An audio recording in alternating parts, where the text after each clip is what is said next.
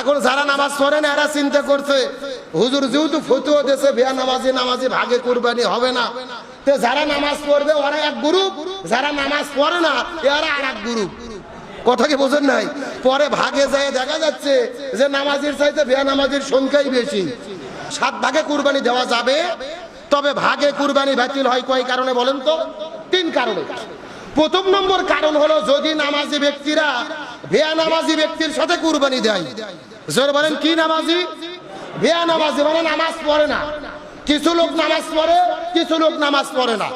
এখন আপনি বিয়া নামাজি ব্যক্তির সাথে ভাগে কুরবানি দিলেন, কুরবানি কবুল হবে?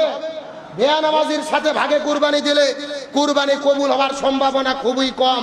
তার কারণ কোরআনুল কারীমের ভেতরে আল্লাহ তাআলা কুরবানিকে ওয়াজিব করেছেন, যেখানেই কুরবানির কথা বলেছেন কুরবানির আগে নামাজের কথা বলেছেন কে?